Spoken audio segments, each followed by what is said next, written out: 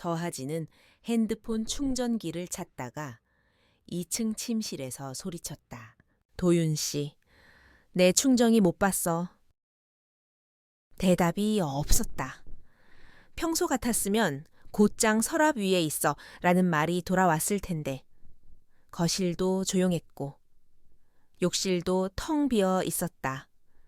그녀는 계단 아래로 고개를 기울였다. 현관에는 민도윤의 슬리퍼가 그대로 놓여 있었고 1층에서 어렴풋이 은은한 불빛이 새어나왔다. 그 순간 묘하게 눌린 듯한 낮고 흐뭇한 숨소리가 틈 사이로 흘러나왔다. 아니야, 아닐 거야. 내가 잘못 들은 거겠지. 심장이 쿵 하고 뛴다. 손끝이 서늘하게 식는다. 하진은 조심스레 계단을 내려가 한영숙의 방 앞에 섰다. 문은 잠겨 있었다. 고요한 정적 속에서 다시금 어딘가 눌러 담은 듯한 신음소리가 문틈 아래로 스며들었다. 그녀는 도망치듯 계단을 다시 올라갔다. 돌아선 발끝이 떨렸다. 그날 밤 도윤은 아무렇지도 않은 얼굴로 2층 침실로 올라왔다. 1층에서 뭐 했어? 엄마 허리 안 좋아서 좀 주물러 드렸어. 그래. 그런데 왜 문은 잠갔어? 당신 요즘 의심이 너무 심한 거 알아.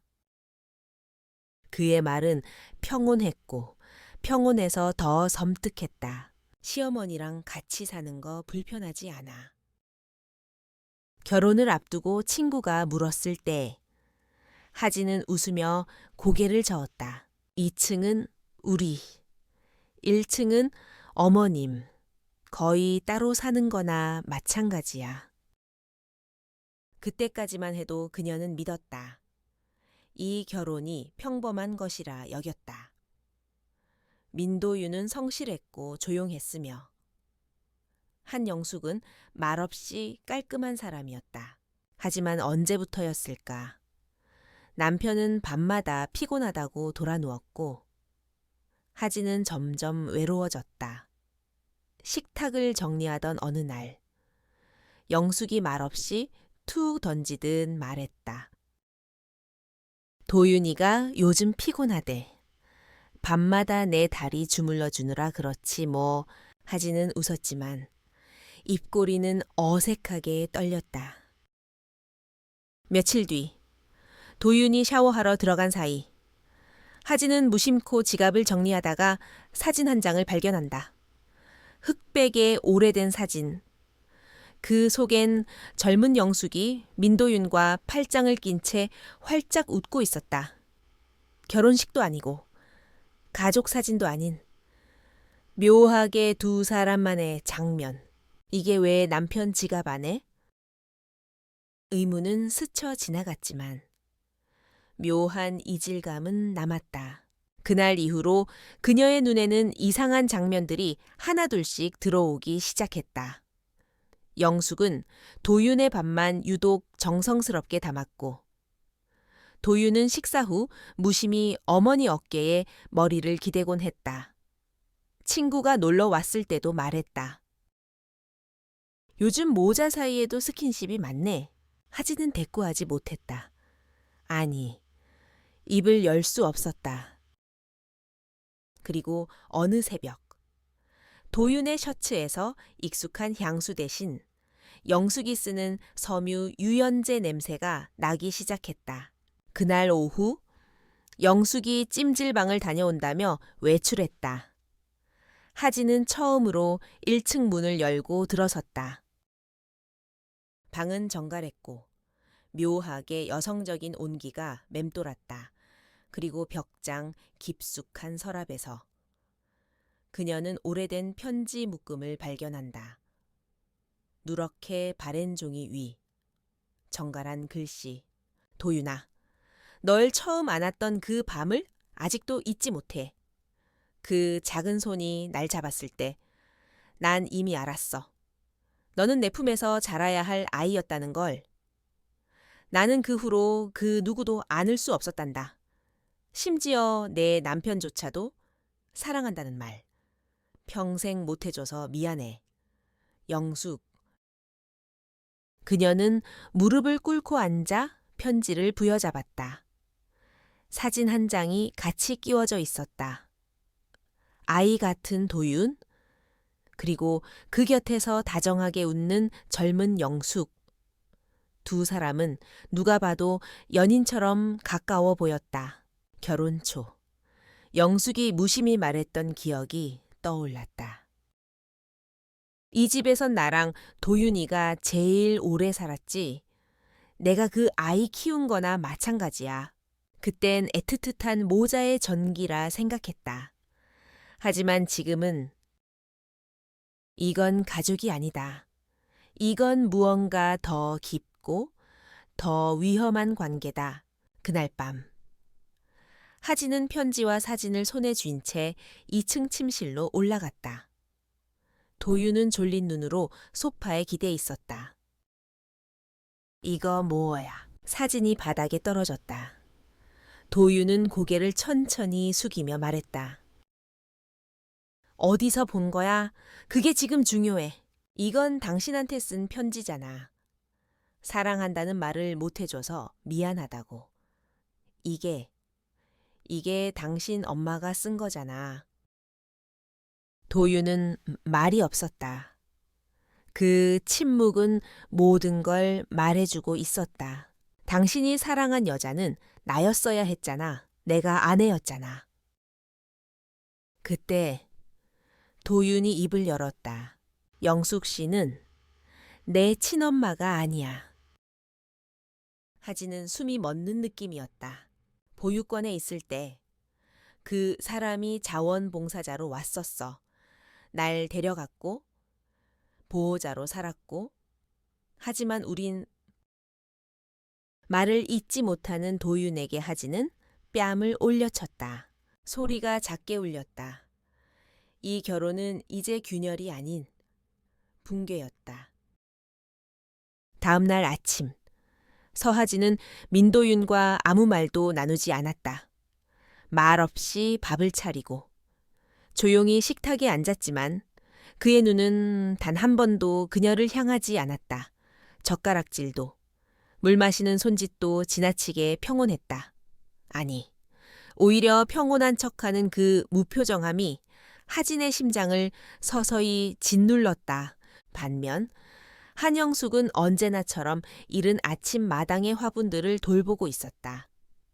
웃으며 아침 인사를 건네고 도윤의 그릇에 국을 넉넉히 떠주며 말했다. 오늘 아침은 된장국이야. 네가 좋아하는 걸로 끓였어. 그녀의 미소는 한치의 흐트러짐도 없었다. 하진은 젓가락을 내려놓았다. 입 안이 텁텁했다. 국물 맛도, 밥맛도 느껴지지 않았다. 무언가가 잘못되어 가고 있음은 확실한데 모든 것이 너무나도 정상처럼 보였다. 아니, 그렇게 가장되고 있었다. 며칠 뒤 하진은 도윤의 핸드폰 비밀번호가 바뀐 사실을 알게 됐다. 항상 알고 있던 숫자로는 화면이 풀리지 않았다. 손가락이 잠시 멈칫했다. 작은 의심이 확신으로 번져가던 순간이었다. 왜 바꾼 거지 혹시? 그녀는 핸드폰을 내려놓았다. 전에는 함께 쓰던 비밀번호였다. 이제는 닫혀 있었다. 마치 그의 마음처럼. 그날 밤 하진은 욕실 거울 앞에 앉아 입술을 꾹 눌렀다. 내가 예민한 걸까? 화장대 위에 놓인 결혼 반지를 바라보다. 문득 그녀는 무언가 결심한 듯 자리에서 일어섰다. 오후가 되어 한영숙이 잠깐 외출했다. 동네 친구 만나러 잠깐 찜질방 좀 다녀올게. 그녀는 그렇게 말하고 가벼운 발걸음으로 나갔다. 하진은 즉시 1층으로 내려갔다. 이번엔 마음속 망설임 없이 곧장 영숙의 방문을 열었다. 방 안 공기는 고요했고 한치 흐트러짐 없이 정돈된 이불과 베개, 벽에 걸린 액자 속 웃는 얼굴, 모두가 이상할 정도로 조용했다. 그녀는 벽장 쪽으로 향했다. 그리고 지난번처럼 깊은 서랍 안에서 또 다른 무언가를 찾기 시작했다. 거기서 속옷 한 벌이 나왔다. 레이스 장식이 달린 고운 연분홍색 란제리. 영숙의 나이대에서는 잘 어울리지 않는 종류였다. 이건 내 것도 아니고 어머님 스타일도 아니야. 손끝으로 그 감촉을 느끼는 순간 등 뒤에서 발소리가 났다. 뭘 찾고 있니? 한영숙이었다. 두 손엔 따뜻한 보리차를 들고 있었다. 하진은 놀라며 뒤돌았다. 이 셔츠? 도윤 씨 거죠? 침대 머리맡에 놓여 있던 셔츠를 가리켰다. 영숙은 고개를 끄덕이며 말했다. 어제 자고 갔어. 술 마신 날엔 가끔 여기서 자. 그럼 이건요, 하진은 란제리를 들어 보였다. 영숙은 조용히 웃으며 찻잔을 테이블에 내려놓았다. 내가 샀어. 이 나이에도 여자니까. 가끔은 예쁘고 싶을 때가 있잖니. 그 웃음은 분명 어머니의 웃음이 아니었다. 여자의 웃음이었다. 하진의 눈이 흔들렸다. 손에 든 란제리가 바닥으로 떨어졌다. 그만하세요. 어머님은 지금 어머니가 아니잖아요. 대체 무슨 짓을 제 남편이랑. 그녀의 목소리는 떨렸고 영숙은 조용히 그녀를 바라보다 말했다. 하진아, 넌 진짜 모르겠구나. 남자들은 누가 자기 안에 가장 오래 있었는지를 절대 잊지 않아. 그 말은 칼보다 깊었다. 도윤이는 내 품에서 처음 울었고 처음 떨었고 처음 사랑을 배웠어. 넌 그 애를 옆에 두었을지 몰라도 안아준 사람은 내가 처음이었어. 하진은 숨이 멎는 듯 가슴을 움켜쥐었다. 그날 밤 도윤은 늦게 귀가했다. 하진은 묻지 않았다. 대신 조용히 말했다. 당신 그 여자 엄마 아니라며. 지금이라도 솔직히 말해줘. 나한테. 도윤은 고개를 들고 그녀를 바라보았다. 그리고 아주 짧게 말했다.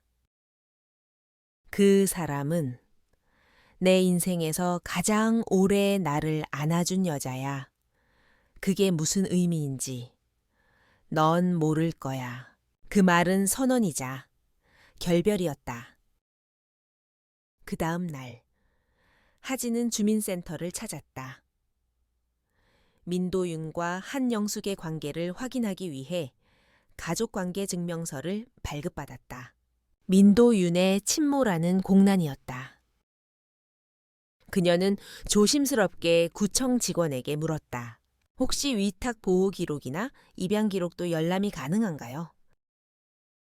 직원은 보건복지부 기록을 통해 확인할 수 있다며 안내해 주었다.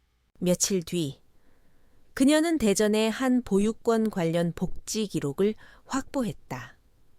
1983년 민도윤 입소 당시 7세 보호자 등록 한영숙 임시보호자 친모도 법적 양모도 아니었다. 기록 속엔 흑백 사진이 한 장 끼워져 있었다. 작은 아이 도윤, 그 옆에서 허리를 감싸 안은 여인 영숙, 그 손길은 모자의 정이 아닌 연인의 손처럼 보였다. 그 순간 하진은 확신했다. 이건 보호가 아니라 집착이었고 사랑이 아니라 착각이었다. 주방에서 접시를 닦다 말고 서하진은 문득 자신의 손끝을 베이고 말았다. 빨갛게 맺히는 피를 보고도 순간 놀라지 않았다. 감각이 무뎌진 것 같았다. 오히려. 피 한 방울이 그간 쌓인 분노를 뚫고 나오는 신호처럼 느껴졌다. 많이 났네. 붕대 있지? 뒤에서 들려온 목소리는 익숙하고 부드러웠다. 한영숙이 천연덕스럽게 주방으로 들어오더니 하진의 손을 덥석 잡았다. 그녀는 서랍에서 붕대를 꺼내 능숙하게 감기 시작했다. 너무도 자연스럽게. 마치 수십 년간 반복해온 일처럼. 하진은 손을 빼려 했지만 영숙의 손은 강했다.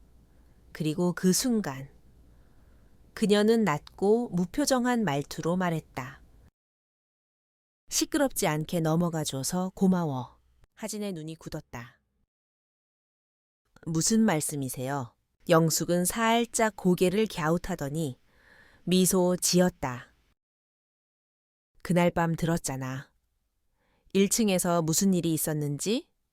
여자라면 알지. 그 소리, 그 분위기. 근데 넌 조용히 있었더라. 고마워해야 할 일이지. 내가 이 집에 계속 있으려면 그녀의 음성엔 분명히 승자의 여유가 서려 있었다. 더는 시어머니가 아닌 한 여자의 눈빛이었다. 지금 무슨 말씀을 하시는 건지 모르겠어요. 하진이 낮게 말했다. 영숙은 붕대를 마무리하며 조용히 웃었다. 하진아, 넌 도윤 옆에 있었을지는 몰라도 그 아이를 안아준 사람은 아니잖니. 그건 나야. 하진은 마른 침을 삼켰다. 그 말은 단순한 도발이 아니었다. 선언이었다. 이건 단순한 시어머니와 며느리의 싸움이 아니야. 이건 두 여자의 전쟁이다. 그날 밤 새벽 2시 씻을 뿐 하진은 불현듯 잠에서 깼다. 집은 고요했다. 바람 한 점 없고 창밖은 어둠뿐. 하지만 그녀의 귀에 다시 들려왔다. 1층에서 흘러나오는 낮고 이상한 숨소리. 단순한 노인의 기침이 아니었다. 억눌린 차에 터져나오는 은밀한 신음. 또야. 하진은 심장이 터질 듯 뛰는 걸 느끼며 계단을 내려갔다. 한영숙의 방문 앞에 섰을 때 문틈 아래에서 희미한 불빛이 새어나왔다. 그리고 그 안에서 들려온 목소리, 도윤아. 거기. 그래. 그렇게. 괜찮아. 너무 세면. 안 돼. 오랜만이라 그런가 봐. 말의 속삭임. 섞인 숨소리. 그리고 뒤따라오는 도윤의 낮은 목소리. 좋아. 하진은 문고리를 움켜쥐었다. 하지만 문은 잠겨 있었다. 탁, 덜컥 문이 열릴 리 없었다. 도윤 씨, 안에 있어요. 지금 뭐 하는 거예요? 그녀의 외침은 점점 떨렸다. 문은 열리지 않았고 대답도 없었다. 하진은 조용히 바닥에 주저앉았다. 눈물이, 분노가, 절망이 한꺼번에 올라왔다. 얼마나 시간이 흘렀을까. 문이 천천히 열렸다. 안에서 나온 건 도윤이었다. 트레이닝복 상의는 반쯤 벗겨져 있었고 이맨 땀이 맺혀 있었다. 당신 왜 그래? 밤중에 소란스럽게. 하진은 무표정한 얼굴로 그를 바라보았다. 지금 안에서 무슨 일이 있었어요?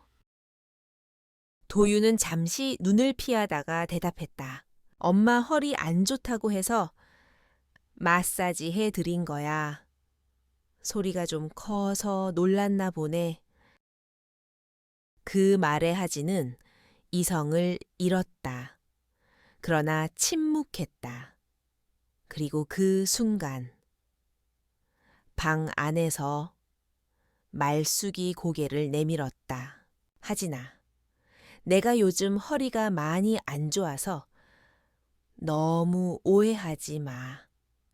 도윤이가 내 몸 좀 챙겨주는 사람이라 얼마나 다행인지 몰라. 그녀의 음성은 놀라울 만큼 침착했다. 그 미소엔 확신이 담겨 있었다. 다음 날 아침, 도윤은 무심하게 식탁에 앉았다. 마른 기침을 하며 국을 한 숟갈 뜬 뒤 아무 말 없이 밥을 먹었다. 하진은 그를 쳐다보지도 않았다. 그녀의 눈앞엔 어젯밤의 장면이 그대로 떠올랐다. 그날 밤, 침실로 들어온 도윤에게 하진은 조용히 말했다. 당신 진짜로 그 여자를 사랑했어. 그는 대답하지 않았다. 대신 그녀를 바라보다가 아주 낮게 말했다. 넌 이해 못해. 하진은 웃었다. 그 웃음은 절망을 닮아 있었다. 그날 저녁, 도윤은 외출했다. 핸드폰도 두고 나갔다. 하진은 기다렸다. 시계가 8시를 넘어서고 10시가 지나도 그는 오지 않았다. 결국 그녀는 그의 직장 동료에게 전화를 걸었다. 도윤 씨요? 오늘 연차 쓰셨어요? 어머님 병원 간다고. 그 말에 손에 들고 있던 젓가락이 바닥에 떨어졌다. 병원. 그는 아무 말도 없이 연차를 내고 어머니와 함께 병원에 간 것이다. 그녀는 확신했다. 민도윤은 점점 한영숙의 남편처럼 살아가고 있었다. 밤 11시 도윤이 들어왔다. 코트에서 퍼지는 익숙한 향수 대신 한영숙이 쓰는 고체 비누 냄새가 그녀를 덮쳤다. 하지는 묻지 않았다. 대신 조용히 말했다. 우리 이혼하자. 그 말에 도윤은 아무 반응 없이 물만 마셨다. 내가 아무리 버텨도 당신은 이미 다른 사람 곁에 있어.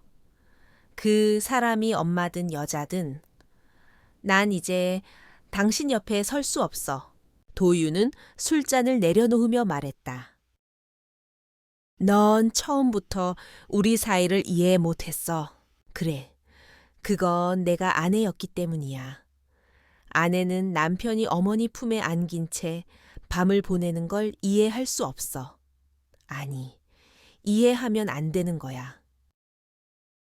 그 순간 도윤은 조용히 말했다. 그래, 우린 그럼 여기까지인가 보네. 그는 자리에서 일어나 말없이 1층으로 내려갔다.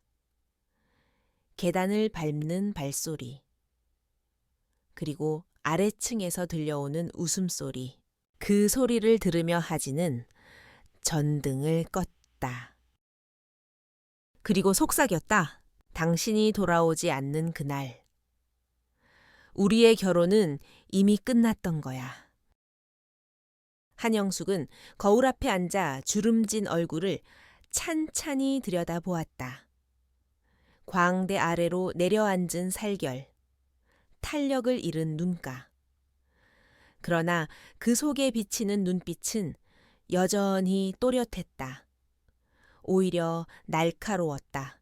그날 밤 민도윤이 아무 말 없이 1층으로 내려와 소파에 앉았다.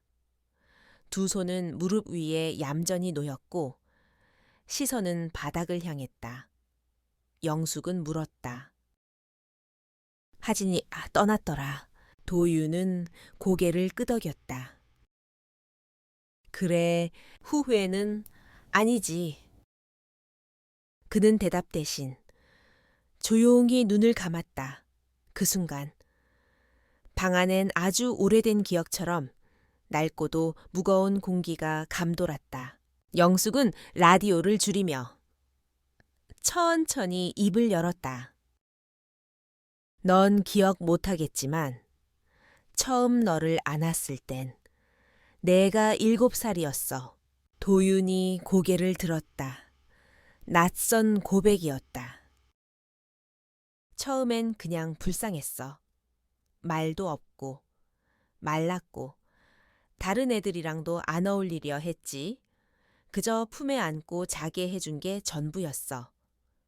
그런데 어느 날 밤 네가 잠결에 날 안고 울더라.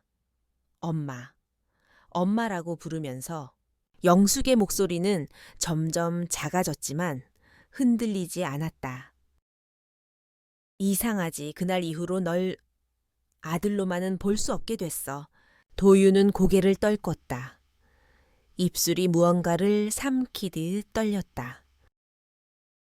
내 남편은 늘 술 마시고 집에 잘 들어오지도 않았고 난 항상 혼자였어. 그런데 너는 네가 나를 정말 필요로 했어. 내 손을, 내 눈을, 내 품을. 그녀는 자신의 손등을 바라보며 중얼거렸다. 나 엄마이고 싶지 않았어. 그땐 그냥 여자로 살고 싶었어. 잠시 침묵이 흘렀다. 그리고 도유는 조용히 손을 뻗어 그녀의 손등을 감쌌다. 내가 기억하는 첫 따뜻함은 당신이었어요. 영숙은 그 말을 듣고 처음으로 눈물을 흘렸다. 그것은 죄책감도, 미안함도 아닌 오래된 감정의 무너짐이었다. 하진이가 그녀는 마지막으로 말했다. 떠난 건 그 아이가 우리보다 정상이었기 때문이야. 다음 날 아침, 한영숙은 미역국을 끓였다. 도윤아, 오늘 내 생일이지? 내가 잊을까봐. 그녀는 밝게 웃으며 국을 내밀었다. 그러나 도윤은 그 국을 바라보다가 숟가락을 들지 않았다. 왜 안 먹어? 그는 조용히 말했다. 엄마라고 하지 말아달라고 했던 거 기억나요. 영숙의 표정이 굳었다. 그녀는 국자 손잡이를 꽉 움켜쥐었다. 지금 그 얘길 왜 꺼내? 도유는 눈을 들어 그녀를 바라봤다. 그 눈빛은 처음이었다. 집착도, 애틋함도, 따뜻함도 없이 비로소 단호했다. 그날 이후로 당신은 엄마가 아니었고 이제는 여자로도 아니에요. 영숙의 손이 떨렸다. 그게 무슨 말이야? 도유는 식탁에 앉은 채 마치 오랜 시간 쌓아둔 말을 꺼내듯 조용히 입을 열었다. 당신은 내 유일한 감정이었어요. 세상에서 나를 처음 안아준 사람? 그래서 착각했어요. 그게 사랑이라고. 그의 눈이 촉촉하게 빛났다. 하지만 그건 내가 너무 오래 외로웠기 때문이었어요. 영숙은 눈을 떼지 못했다. 그에게, 그 감정에, 그 선언에. 그래도 그게 진짜였잖아. 현주보다. 어떤 여자보다. 난 너한테 진심이었잖아. 그래서 끝내야 해요. 도유는 자리에서 일어났다. 이게 진짜였다는 걸 증명하려면 이제는 끝내야 해요. 그는 방으로 들어가 짐을 꾸리기 시작했다. 핸드폰은 그대로 두었고 지갑과 여권만 챙겼다. 코트를 입는 손길엔 미련도 망설임도 없었다. 한영숙은 그저 식탁에 앉아 찬 미역국을 바라보고 있었다. 도윤아, 그녀가 부르자 그는 마지막으로 고개를 돌렸다. 다시는 날 아들이라 부르지 마세요. 그리고 이어진 마지막 말. 나도 당신을 더 이상 어떤 이름으로도 부르지 않을 겁니다. 문이 닫혔다. 민도윤은 처음으로 그 집을 떠났다. 갈 곳은 없었지만. 가야만 한다는 것은 분명했다. 한영숙은 한참을 가만히 앉아 있었다. 식탁 위의 김이 다 식어버린 국, 굳은 나물 반찬, 텅 빈 자리. 그녀는 조용히 속삭였다. 이제야 진짜 혼자가 되었구나. 그리고 아주 오래된 사실 하나를 스스로에게 고백했다. 가장 오래 안아준 사람이 반드시 가장 옳은 사람은 아니야. 그리고 오래된 감정이 사랑이라는 이름으로 용서받을 수 있는 것도 아니야. 그녀는 알고 있었다. 자신이 민도윤에게 준 것은 사랑이 아니라 감정의 틈새를 파고든 집착이었다는 것을. 그가 울면서 품에 안겼던 그 밤. 그건 위로였지. 유혹이 아니었어야 했다. 그 순간. 서하진은 결혼 앨범을 꺼내고 있었다.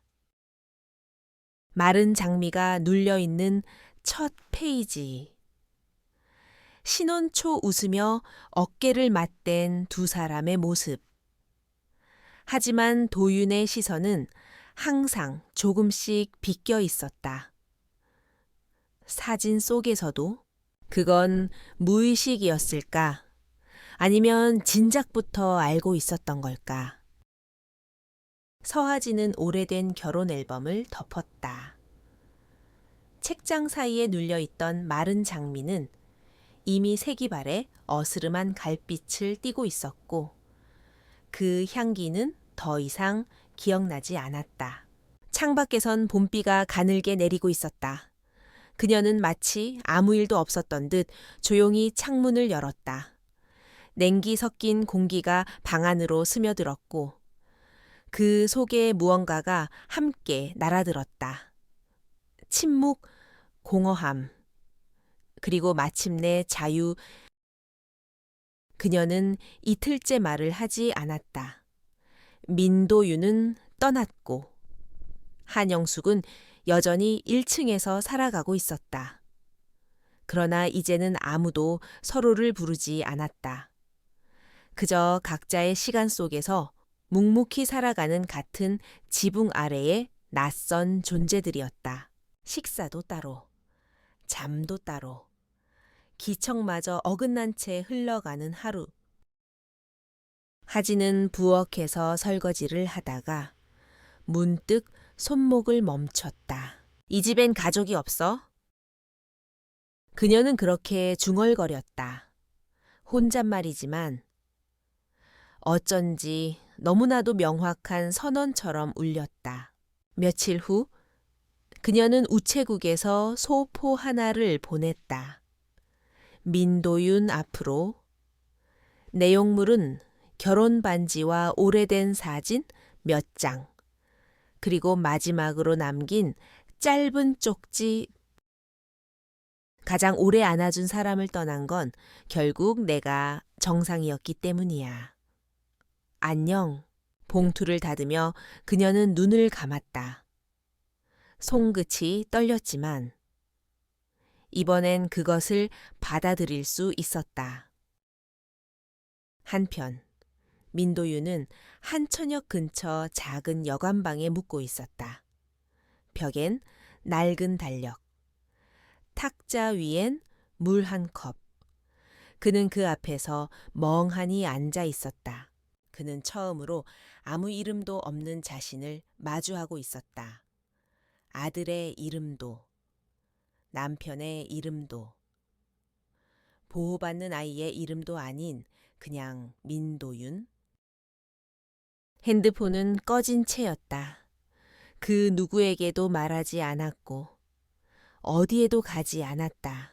그는 밤마다 한 가지 질문을 마음속에서 되뇌었다. 처음 나를 안아준 사람이 정말로 나를 사랑한 걸까? 그리고 그 질문의 뒤를 잇는 또 다른 고백. 아니, 내가 사랑한 건 품이었을 뿐. 사람이 아니었을지도 몰라. 그는 서랍에서 꺼낸 오래된 사진을 바라보았다. 자신과 한영숙이 함께 찍은 그 한 장. 손끝으로 그녀의 얼굴을 문지르던 습관도 이젠 멈췄다. 당신은 나에게 처음이었지만 그게 끝까지 함께여야 했던 건 아니었어요. 그는 사진을 접어 봉투에 넣었다. 그리고 작은 메모를 함께 넣었다. 이제 당신을 아무 이름으로도 부르지 않을게요. 그는 그 봉투를 들고 여관을 나섰다. 같은 시각 한영숙은 거실에 앉아 있었다. 손에 들린 라디오에서 낡은 트로트가 흘러나오고 있었고 그 곡조에 맞춰 그녀는 무심히 입술을 움직였다. 그녀의 앞엔 민도윤이 보냈던 사진들이 놓여 있었다. 하진이 남긴 편지도 그녀는 쪽지를 다시 읽었다. 가장 오래 안아준 사람을 떠난 건 내가 정상이었기 때문이야. 잠시 영숙은 입술을 깨물었다. 그리고 조용히 혼잣말을 했다. 정상이 아니었던 건 나였지. 그녀는 처음으로 스스로를 바라보았다. 아들로 데려온 아이를 남자로 바라보았던 자신, 그 관계에 집착하며 이름을 바꾸지 않은 채 여자로 남으려 했던 시간들. 처음부터 나는 누구의 엄마도 아니었고 누구의 연인도 아니었어. 그녀는 무릎 위에서 손을 깍지 낀 채 조용히 말했다. 그저 외로웠을 뿐이야. 그날 밤 영숙은 거실에 불을 끄고 처음으로 집안 모든 문이 잠금을 해제했다. 그리고 부엌으로 가서 묵은 식기들을 꺼내 하나하나 닦았다. 소리 없이 조용히. 그것은 속죄도 아니고 기다림도 아니었다. 그저 무너지지 않기 위한 작은 일상이었다. 며칠 후 민도윤은 한천을 떠났다. 목적지는 없었다. 기차에 올라타며 그는 하늘을 올려다봤다. 창밖으로 지나가는 전신주와 함께 기억도 하나씩 멀어져 갔다. 그는 지금 누구의 아들도 아니고 누구의 남편도 아니며 그리고 누구의 연인도 아닌 그저 한 사람이었다. 그리고 처음으로 그 사실의 마음이 가벼워졌다. 서화지는 벚꽃이 흩날리는 골목을 걷고 있었다. 아이들이 웃으며 뛰어가고 노부부가 손을 잡고 앉아 있었다. 그녀는 아주 잠시 멈춰 그 모습을 바라보았다. 이제 괜찮아. 그녀는 자신에게 말했다. 가장 오래 안아준 사람이 가장 깊게 상처를 남기기도 하지. 하지만 그 사람이 전부는 아니야. 그녀는 걸음을 다시 내디뎠다. 햇빛이 이마에 닿았고 머리카락을 스친 바람이 따뜻했다. 그리고 이제 그녀는 그 바람 속에서 누군가의 이름 없이도 살 수 있을 것 같았다.